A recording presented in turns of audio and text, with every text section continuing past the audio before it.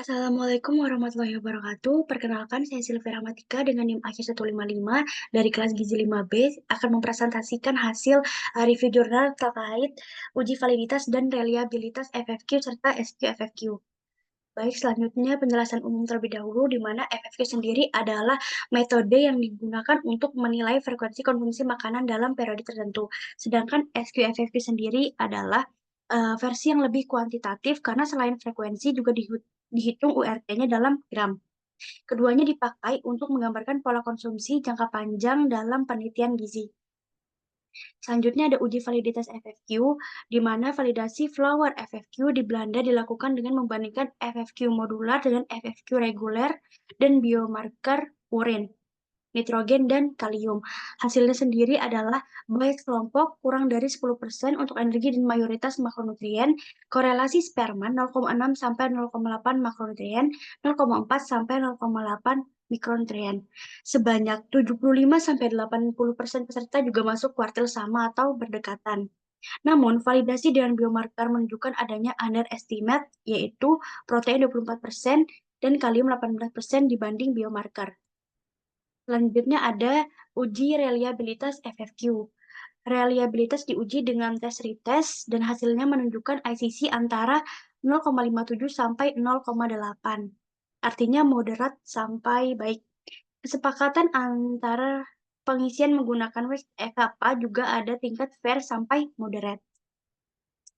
Keunggulan dari desain modular flower FFQ adalah bisa mengurangi beban responden ketika mengisi kuesioner.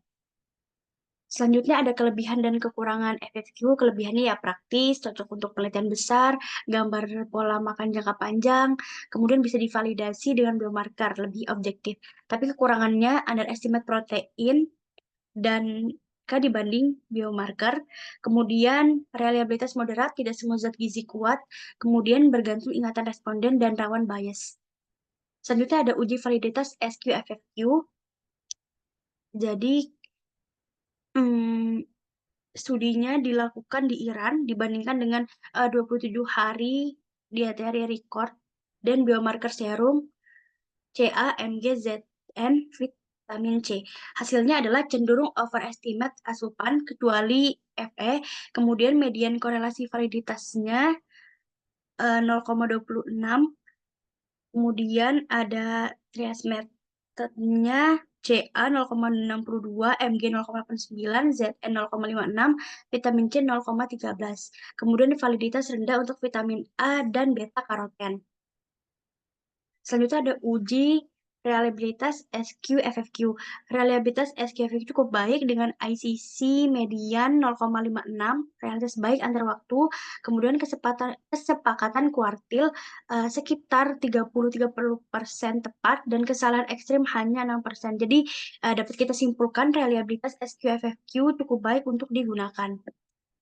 Tentu ada kelebihan dan kekurangan SQFFQ. Kelebihannya ya lebih kuantitatif, kemudian validasinya kuat, dapat nilai intake lebih detail per zat gizi, dan reliabilitas cukup baik. Kekurangannya overestimasi sebagian besar asupan, validitas rendah untuk beberapa vitamin, yakni A dan beta karoten, kemudian C, porsi standar pria dan wanita sama, ada potensi bias, kemudian hanya diuji populasi tertentu.